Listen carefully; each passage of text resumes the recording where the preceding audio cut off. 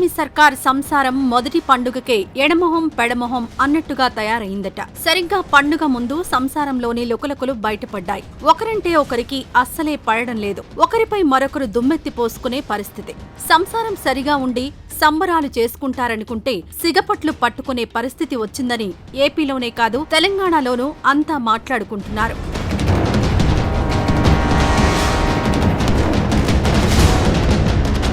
తిరుమలలో తొక్కిసలాట వ్యవహారంలో ఏపీ సర్కార్లోనే ఒకరిపై మరొకరు విమర్శలు చేసుకుంటున్నారు. ఈ అంశంలో డిప్యూటీ సీఎం పవన్ కళ్యాణ్ తీరు ఇప్పుడు చర్చనీయాంశంగా మారింది.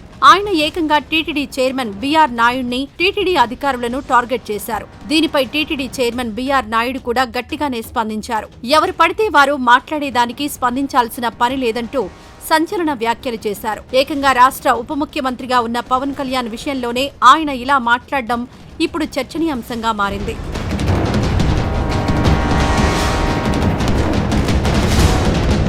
వీళ్ళిద్దరి వ్యవహారం చూసిన వాళ్లు ఏపీ పాలిటిక్స్ లో ఏం జరుగుతుందో అర్థం కాక తలపట్టుకుంటున్నారు. వాస్తవానికి టీటీడీ చైర్మన్ గా ఉన్న బీఆర్ నాయుడు సీఎం చంద్రబాబు నాయుడుకు చాలా దగ్గరి మనిషి.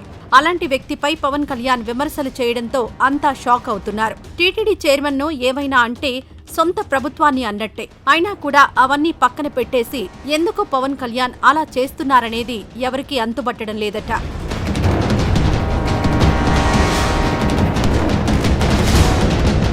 కానీ ఇందులో ఓ కీలక రాజకీయ మతలబు ఉందనే చర్చ బయట జరుగుతోంది. ప్రస్తుతం ఏపీలో తెలుగుదేశం, జనసేన, బీజేపీ కూటమి ప్రభుత్వం ఉంది. వైఎస్సార్ కాంగ్రెస్ ప్రధాన ప్రతిపక్షంగా ఉంది. పాలనలో ఏ చిన్న తప్పు జరిగినా సర్కార్ను నిలదీస్తోంది. దీంతో కూటమి సర్కార్కు కంటి మీద కొనుకు ఉండడం లేదు. ఏడాది కూడా నిండకముందే ఇంత జోరు చూపిస్తోంటే రాబోయే రోజుల్లో దీని తీవ్రత ఇంకా ఏ స్థాయిలో ఉంటుందోనని మూడు పార్టీలు ఓ ఆలోచన చేశాయట. ఆ ప్రణాళికలో భాగంగానే సొంత పార్టీలోనే ధిక్కార స్వరం వినిపిస్తున్నారని తెలుస్తోంది.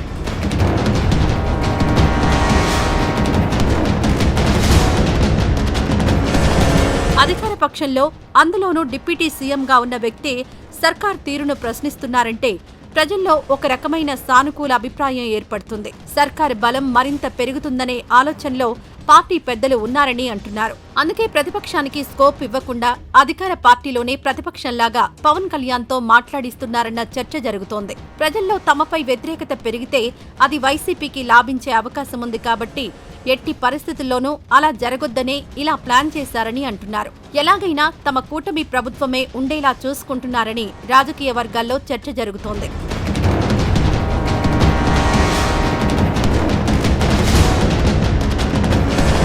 దీనికి సంబంధించి మరో ఆసక్తికరమైన అంశం కూడా ఏపీలో చక్కర్లు కొడుతోంది. ప్రస్తుతం అక్కడ కూటమి సర్కారున్నా తెలుగుదేశం పార్టీకి పూర్తి స్థాయి బలం ఉంది. సొంతంగా ప్రభుత్వాన్ని నిలుపుకోగల సత్తా ఉంది. కాబట్టి రాబోయే రోజుల్లో ఎప్పుడైనా ఆయన తోక జాడించే అవకాశాలు లేకపోలేదు. దీంతో బీజేపీ తెర వెనకాల ఉండి పవన్ కళ్యాణ్తో ఇలా మాట్లాడిస్తోందన్న చర్చ కూడా జరుగుతోంది.